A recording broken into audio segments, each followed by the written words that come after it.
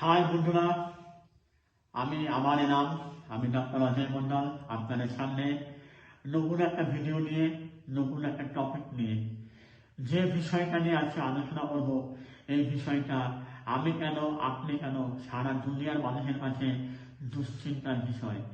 এই বিষয়টা নিয়ে আমরা সবসময় আলোচনা করি, সবসময় চর্চা করি। সেটা হলো কোলেস্টেরল।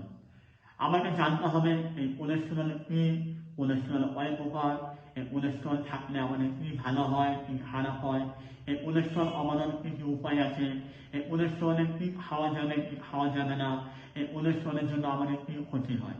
প্রথমে যেটা আপনাকে বলতে হবে সেটা হলো কোলেস্টেরল কি। কোলেস্টেরল হলো এক ধরনের লাইপোপ্রোটিন বা মোম জাতীয় পদার্থ, যেটা আমাদের শরীরের ধমনীর মধ্যে ব্লক সৃষ্টি করে, আমাদের হার্ট অ্যাটাক, মাথার ধমনীর মধ্যে ব্লক সৃষ্টি করে স্ট্রোক, বা আমার পেরিফেরাল অর্গানের ধমনী বা শিরা উপশিরার মধ্যে ব্লক সৃষ্টি করে পেরিফেরাল ভাস্কুলার ডিজিজ তৈরি করতে পারে। এবার আমি জানতে হবে যে কোলেস্টেরল কয় প্রকার। একটা হলো এইচডিএল, হাই ডেনসিটি লাইপোপ্রোটিন, আরেকটা হলো এলডিএল, লো ডেনসিটি লাইপোপ্রোটিন, আরেকটা হলো VLDL, very low density lipoprotein. এবারে জানতে হবে এইচডিএল, হাই ডেনসিটি লাইপোপ্রোটিন, বা যাকে বলে গুড কোলেস্টেরল। এটা আমাদের ধমনীর মধ্যেকার যে ব্লক, অবরুদ্ধতা সরিয়ে দেয়, আমাদের হার্ট অ্যাটাকের ঝুঁকি কমাতে সাহায্য করে। এলডিএল, এটা আমাদের অ্যাথেরোস্ক্লেরোসিসে সাহায্য করে, যার ফলে আমাদের হার্টের মধ্যেকার ধমনী, যে বেষ্টন করে যে ধমনী থাকে, সেই ধমনীর মধ্যে ব্লক সৃষ্টি করে হার্ট অ্যাটাক বা স্ট্রোক বা পেরিফেরাল ভাস্কুলার ডিজিজ তৈরি করে। এবং ভিএলডিএল, যেটা চাইলেখানাকে বহন করে বেড়ায়। এবার আমাদের জানতে হবে যে এদের মাত্রা, এইচডিএল, এলডিএল, ভিএলডিএল এর মাত্রা কতটা নর্মাল, কতটা রাখতে হবে। এইচডিএল এর মাত্রা আমাকে সবসময় 60 মিলিগ্রাম পার ডেসিলিটারে বেশি রাখতে হবে, তাহলে বুঝবো যে হার্ট অ্যাটাকের ঝুঁকি নাই। এবং 40 থেকে 60-এর মধ্যে থাকলে আমরা রিস্কের মধ্যে আছি, যা হার্টের সমস্যা হতে পারে। এলডিএল এর মাত্রা আমাকে সবসময় 100 মিলিগ্রাম পার ডেসিলিটারে কম রাখতে হবে, তাহলে আমাদের হার্ট অ্যাটাক বা হার্টের সমস্যার ঝুঁকি থাকবে না। এবং ভিএলডিএল এর মাত্রা আমাদের সবসময় 30 মিলিগ্রাম পার ডেসিলিটারে কম রাখতে হবে। এবার আমাকে যেটা করতে হবে, এই কোলেস্টেরল কমানোর কি উপায় আছে। প্রথম হলো আপনার ধূমপান বা স্মোকিং বা অ্যালকোহল, মদ্যপান বা কোনো রকম অন্য কোনো নেশা করা যাবে না। স্মোকিং বা ধূমপান করলে বা ড্রিঙ্ক করলে আমাদের এইচডিএল কোলেস্টেরল এর মাত্রা কমে যায় এবং এলডিএল এর মাত্রা বেড়ে যায়, ফলে হার্ট অ্যাটাকের একটা ঝুঁকি তৈরি হয়ে যায়। 2 নম্বর হলো সিডেন্টারি লাইফস্টাইল, টাইট শ্রম, কম করা বা অলস জীবনযাপন, এটা আমাদের কোলেস্টেরল বাড়াতে সাহায্য করে। আর একটা হলো স্থূলতা, মানে শরীর ভারী হয়ে যাওয়া। আমাদের বডি মাস ইন্ডেক্স যদি 30-এর বেশি থাকে, তাহলে আমাদের শরীর ফ্যাটি হয়, তাহলে আমাদের শরীরে রক্তের মধ্যে কোলেস্টেরলের মাত্রা বেশি হওয়ার সম্ভাবনা থাকে। তার সাথে সাথে হলো নিয়মিত শরীরচর্চা। আমাদের প্রত্যেক দিন সপ্তাহে 150 মিনিট অথবা প্রত্যেক দিন 30 মিনিট করে আমাদেরকে ঘাম ঝরানো হাঁটতে হবে, তাহলে আমাদের রক্তের মধ্যে কোলেস্টেরলের মাত্রা কম থাকবে। লাস্ট হলো আপনার খাদ্যাভ্যাসের মধ্যে আপনাকে জানতে হবে কি খাবার খাওয়া যাবে, কি খাওয়া যাবে না। প্রথমে বলি যে কি খাওয়া যাবে। খাওয়ার মধ্যে আপনার শাকসবজি, ফলমূল আপনি বেশি করে খাবেন। ফলের মধ্যে আপনি সাইট্রাস জাতীয় ফল, যেমন লেবু, আমলকি, এগুলো বেশি করে খাবেন। মরসুমি ফল আপনি বেশি করে খাবেন। তার সাথে আপনাকে আর কিছু খাওয়া যাবে, অলিভ অয়েল খাবেন। তার সাথে কাঠবাদাম, নাটস, এগুলো খাবেন আপনি। ছোট জ্যান্ত লোকাল মাছ খাবেন।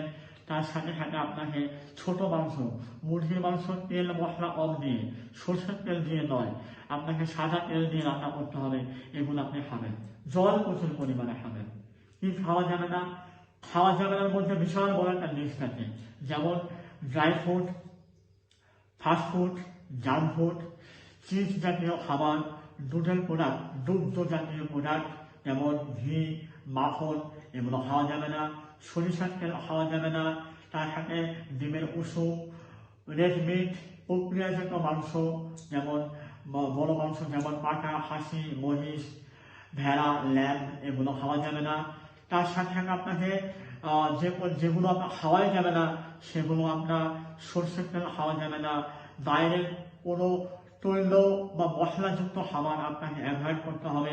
চিজ জাতীয় খাবার, পপকর্ন, আইসক্রিম, কেক, এই জিনিসগুলো আপনার খাওয়া যাবে না। আর আপনাকে বললাম যে কোলেস্ট্রলে কি খাওয়া যাবে কি খাওয়া যাবে না। এবারে কোলেস্ট্রল বেশি থাকলে আমাদের কি কি ক্ষতি হতে পারে? একটা হলো আমাদের যদি আমাদের হার্টের যে বেষ্টন করা যে ধমনীগুলো আছে সেখানকার যদি কোলেস্ট্রল যদি জমে যায় বেশি থাকে তাহলে আমাদের হার্ট অ্যাটাক হতে পারে। যদি আমাদের ব্রেনের যে ধমনীগুলো আছে সেখানে ব্লক হলে আমাদের স্ট্রোক, ব্রেন স্ট্রোক হতে পারে।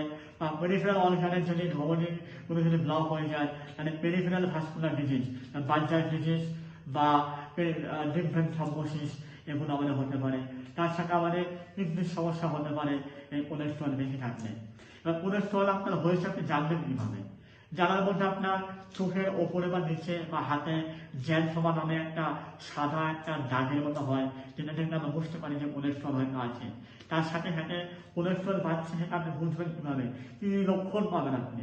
সেরকম কোনো লক্ষণ নাই, তবে কোলেস্ট্রল বাড়লে আমাদের একটু পরিশ্রম করলে হাত ধরা, আমাদের একটু বেশি কথা বললে হাঁপিয়ে যাওয়া বা দম আটকানো ভাব হয়ে যাওয়া, এই জিনিসটা আপনার কোলেস্ট্রল বাড়লে হতে পারে।